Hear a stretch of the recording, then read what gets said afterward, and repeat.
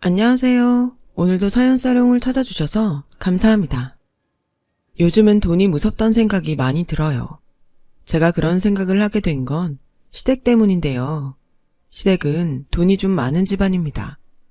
시아버지께서 대대로 물려받으신 유산이 상당하신 데다가 여기저기 땅을 사놓은 것도 있으시고 건물도 몇 채 된다고 들었어요. 자세히는 저도 알지 못하지만 시어머니의 말에 따르면 그랬어요. 시어머니가 명절 때마다 늘 하시는 말씀이 있었거든요. 너는 우리 집 와서 참 복 받은 거야. 아유, 나중에 우리 죽으면 니네가 받을 재산이 얼마나 되는지 알기나 하니? 시어머니는 이 외에도 돈자랑에 유독 심하셨어요. 예를 들어 기다리다가 명품 가방을 하나 사시곤 그 가방을 저와 동서에게 보여주시면서 얘들아, 이것 좀 봐. 명품이라 그런지 질이 다르지 않니? 하고 말하곤 하셨죠. 이때 저와 동서의 반응이 무척 달랐는데 제가 네, 좋네요 어머니 하고 있으면 옆에서 동서는 가방에 대해 온갖 칭찬을 다 하곤 했습니다. 가방의 질이 최고급이라느니, 로고가 크게 박혀 있어서 더 부티가 난다느니, 밖에 나가면 모두 어머니만 쳐다볼 것 같다느니 하는 말들을 쏟아내었죠. 정말 온갖 미사역으로 고루고루 칭찬을 해주는 동서가 참 대단스러웠어요. 속에 없는 말을 잘 못하는 성격인지라 그저 내내거리며 동조 정도만 해주는 저에 비해 동서의 그런 모습은 어떤 면에서 놀랍게까지 느껴졌어요. 그리고 굉장히 비교되었죠. 시댁은 재산은 많은데도 불구하고 부모님 두 분 다 무력이 많으신 분들입니다. 자신들의 돈으론 뭘 사긴 아까워하셔도 받는 건 무척이나 좋아하시는 바람에 자기에게 한 푼이라도 더 잘하는 사람을, 특히나 돈으로 잘하는 식구를 대놓고 챙기곤 하시죠. 물론 유산도 더 줄 거라 대놓고 말씀하셨죠. 이러니 동서가 그럴 수밖에요. 의사서방님을 두어 넉넉한 생활을 하고 있었건만 동서는 저희 시부모님 과였어요. 그래, 내 남편 의사했지. 좋다 이거야. 근데 내 친구는 이번에 강남에 있는 아크로에 들어간다지 뭐야. 거기다가 친정에서 30호까지 건물도 미리 증여해준다고 하더라고. 아, 나는 언제 그런 거 받아보나? 듣고 있는데 배가 아파 죽겠더라니까 아주. 가끔 시댁에 와서도 동서의 친구들이랑 전화하는 거 몰래 들으면 돈돈거리며 계속 돈에 집착을 부렸어요. 그러던 어느 날 아버님 생신날 사건이 하나 터졌는데요. 밥을 먹고 소소한 얘기를 나눌 때까진 분위기가 그리 나쁘진 않았습니다. 문제는 선물을 전달할 때 시작되었죠. 사실 아버님 생신 전부터 남편과 고민이 많았어요. 분명히 잘 사는 동서는 액수도 크고 비싼 선물을 해올 텐데 저희 선물이 그와 비교될까 걱정이 되었거든요. 그래서 남편을 붙잡고 말해봤어요. 여보, 이번엔 분명 동서가 명품을 해줄 것 같은데 우리 좀 무리를 하더라도 가격대가 있는 선물을 좀 해드리는 게 어때? 그동안 선물 제대로 못 해드렸으니까 이번에 한번 해드리면 말이 안 나올 것 같아서.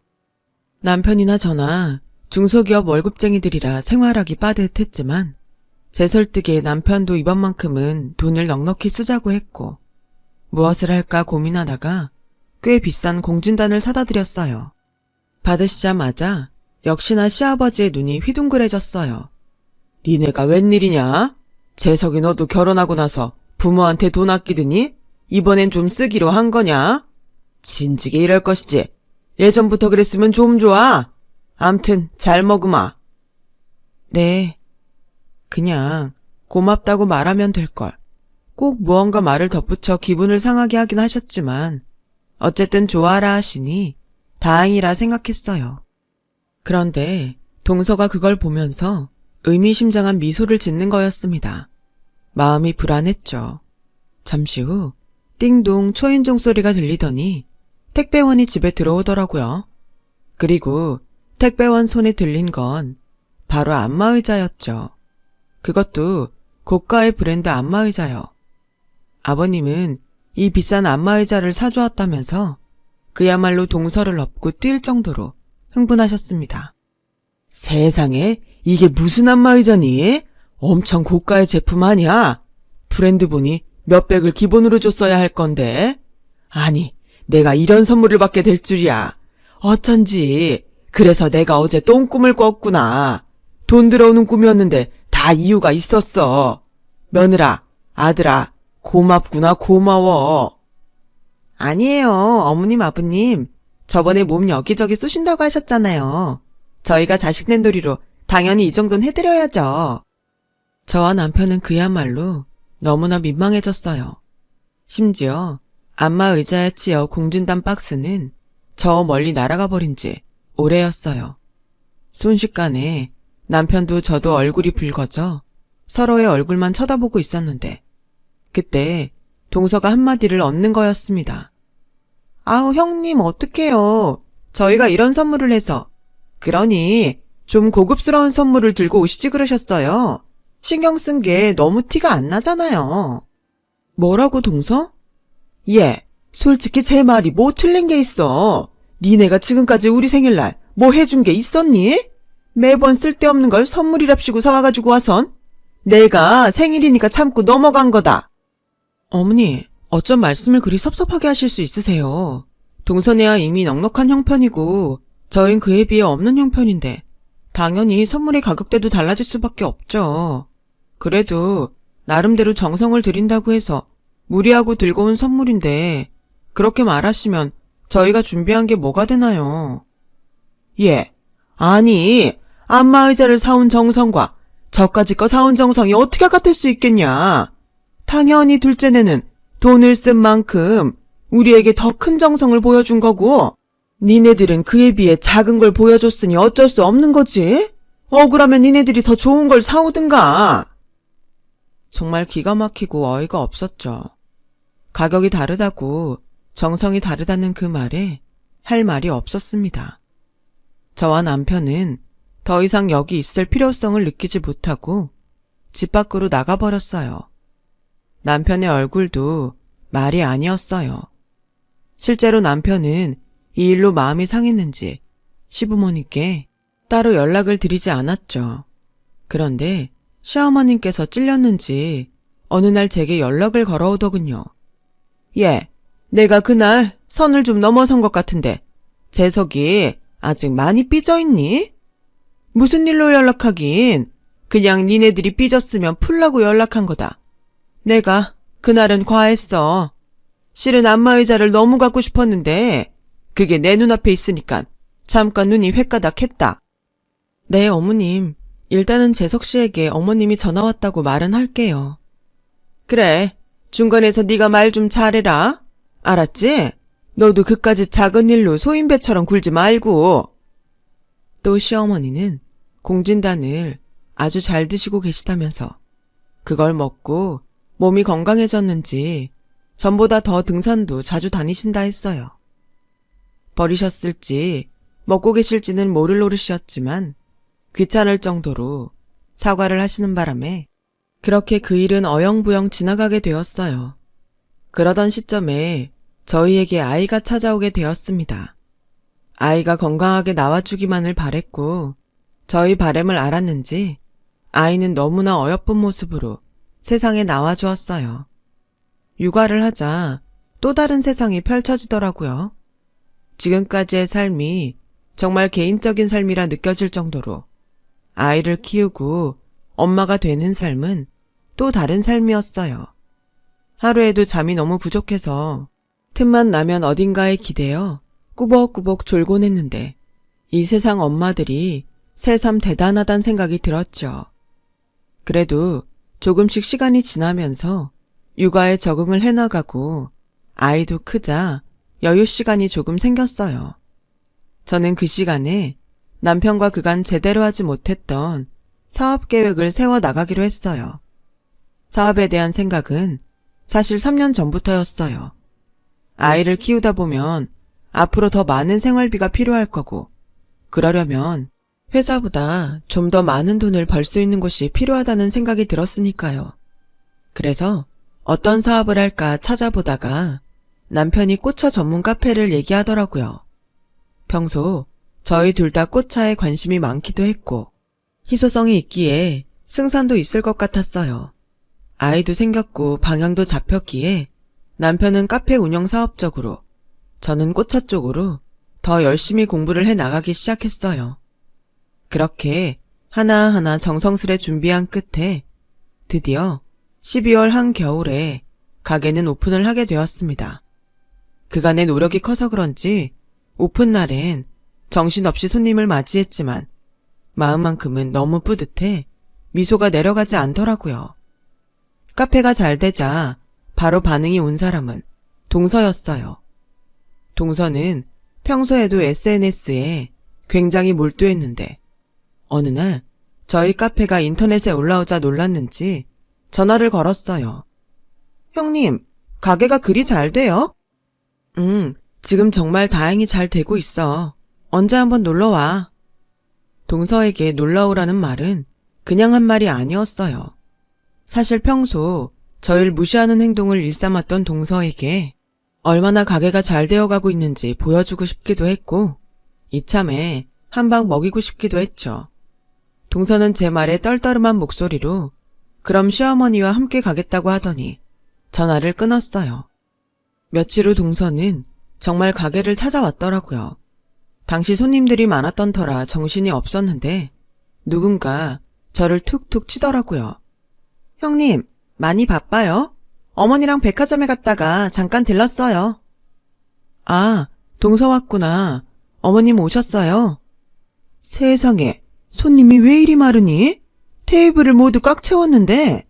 설마 했는데 너네들 가게 정말 잘 됐구나. 아니, 어쩌다 이렇게 잘 될 수 있었던 게야? 시어머니는 가게를 몇 번 둘러보시더니 손님이 많은 것에 꽤 놀라신 기색이었어요. 사실 이 사업을 처음 시작한다고 했을 때 가장 말리던 분이 바로 시어머니였고 그런 시어머니의 콧대를 보기 좋게 꺾어 성공을 했으니 당연히 놀라실 수밖에요. 저는 일부러 대수롭지 않게 손님이 별로 없는 시간대라고 말하며 꽃차를 드리겠다고 했어요. 동서와 시어머니에게 꽃차를 주고 잠시 둘 옆에 앉았는데 시어머니는 이 와중에도 어떻게 가게가 잘 되었냐 이것저것을 물어보셨고 동서는 떨떠름한 표정으로 앉아 있었죠. 동서, 차 좀 마셔보지 그래. 동서한테 준 게 우리 가게에서 제일 잘 나가는 메뉴야. 아까 초밥을 많이 먹었더니 좀 배불러서요. 천천히 마실게요. 형님, 근데 가게 규모가 생각보다 작네요. 사진에선 좀 커 보이던데. 작기는 이 정도면 다른 옆가게들에 비해 큰 편이지. 안 그래요, 어머님? 그래. 그런 거 같긴 한데. 오다 보니까 이 골목에선 니네 가게가 제일 큰 것 같던데. 아무튼 나도 이제 드디어 사장님 소리 듣는 며느리랑 아들이 생겼구나. 고생 많았지? 고생은 무슨. 아니에요, 어머님. 그이나 저나. 제 말이 끝나기도 전에 동서가 끼어들어선 어머님, 저도 이런 가게 하나 낼까 봐요. 형님 하시는 거 보니 저도 왠지 하고 싶어지는데요. 이 정도 구멍가게는 저도 잘할 수 있을 것 같아요. 뭐? 동서, 구멍가게? 말이 좀 심하지 않아? 여기가 어딜 봐서 구멍가게야. 그리고 가게 경영이 쉬운 일인 줄 알아? 매출 관리며 직원 관리며 생각할 게 얼마나 많은데 쉬워 보여도 무척 고생스러운 일이야. 그리고 집에만 있던 동서가 하기엔 번잡스러운 일이 많을걸?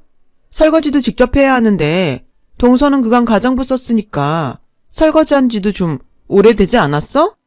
어머님 앞에서 날 깎아내리고 싶은 건 알겠는데 그쯤 해도. 뭐라고요? 이깟 구멍가게 하나 냈다고 유세는? 어머니, 가요. 저 갑자기 체할 것 같아요. 형님이 말을 워낙 격하게 하셔서요. 그래, 가자꾸나. 알겠다. 그렇게 저와 옥신각신하다가 동서는 똥 씹은 표정으로 나갔고 전 기분이 나쁘긴 했지만 그래도 그날은 어찌됐건 처음으로 두 사람의 콧대를 눌러준 날이라 볼 수 있었어요.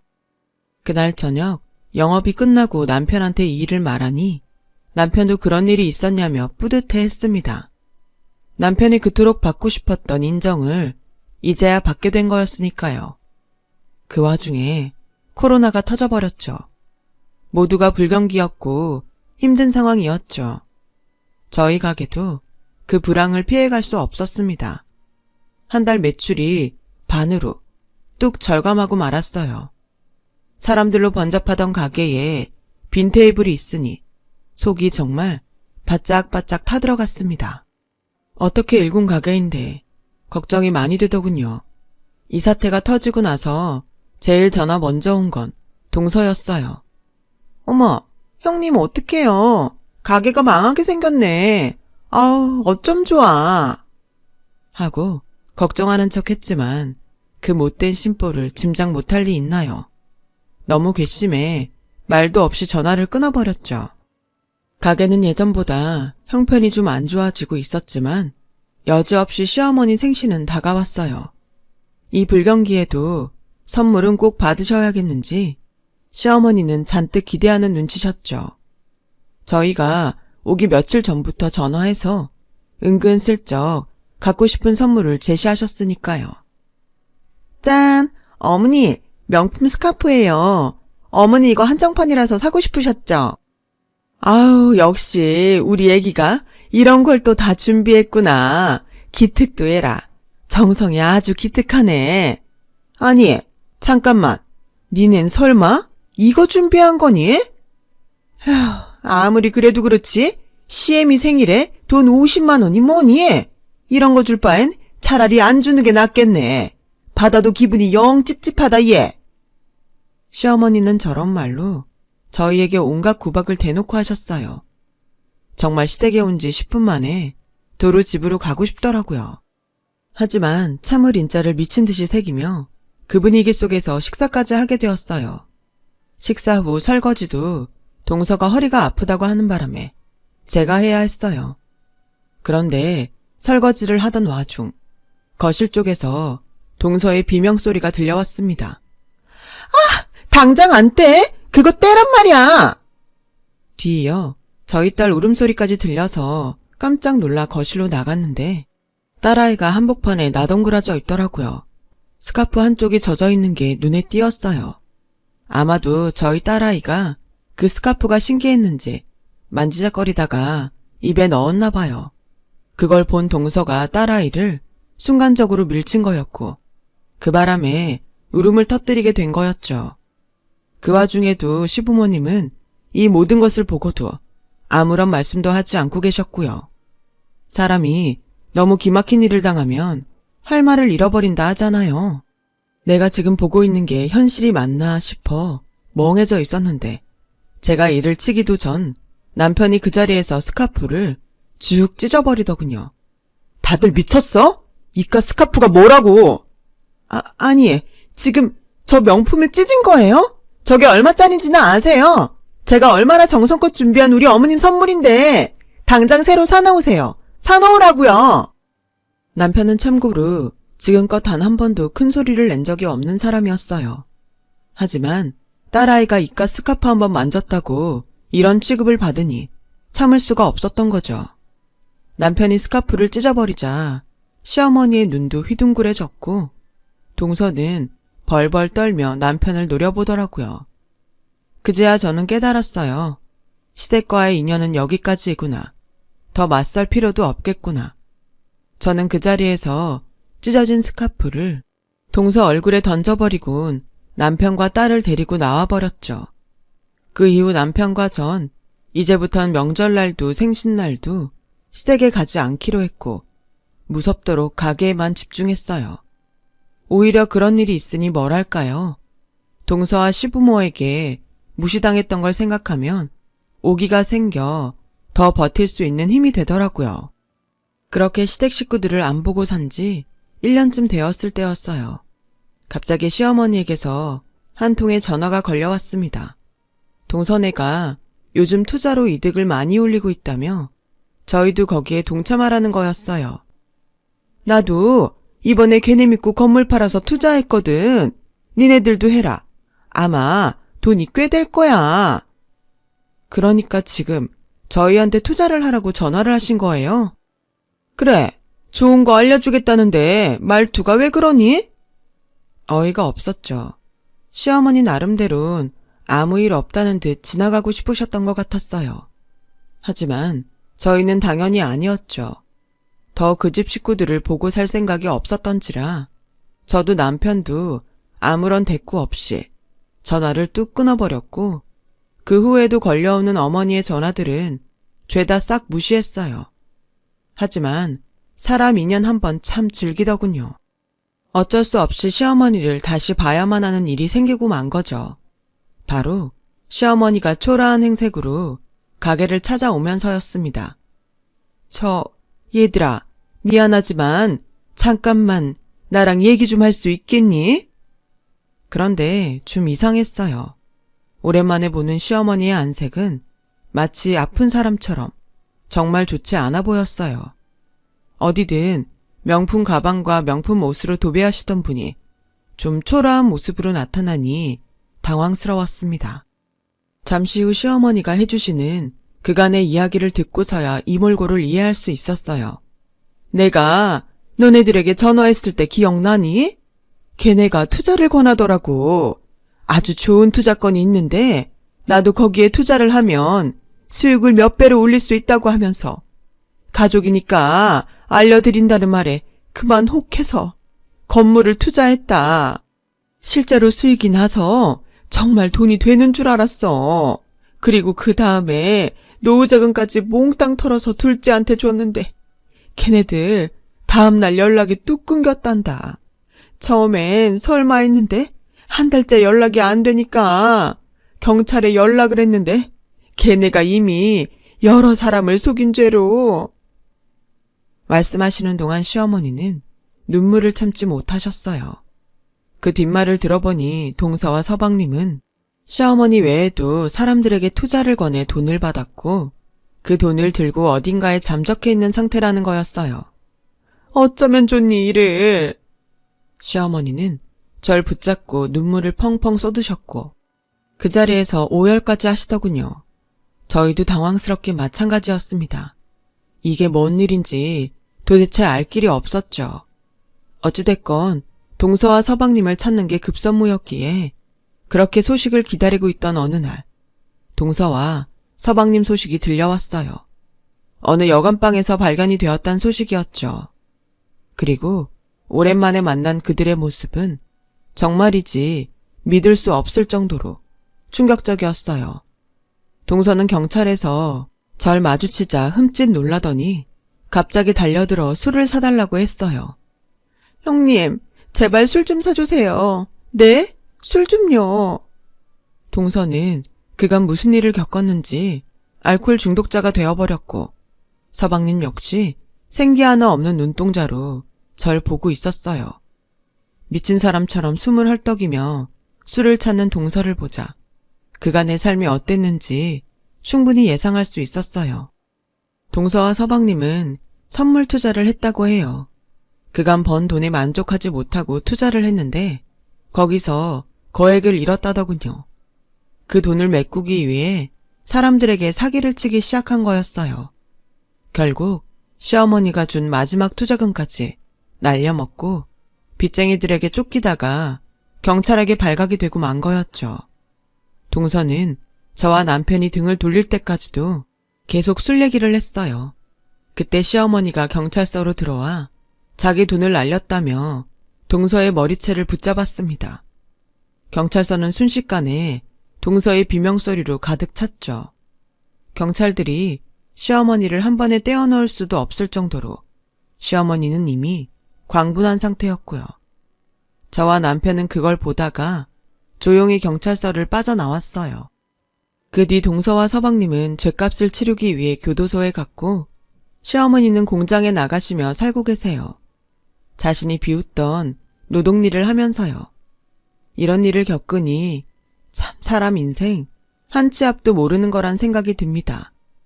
떵떵거리며 잘 살 줄 알았던 동서와 시어머니 둘 다 인생의 바닥으로 떨어져 그렇게 되어버렸으니까요. 요즘 저희는 꽃차 가게를 운영하며 열심히 살고 있어요. 모두가 힘든 때이긴 하지만 예전보다는 활기를 찾았습니다.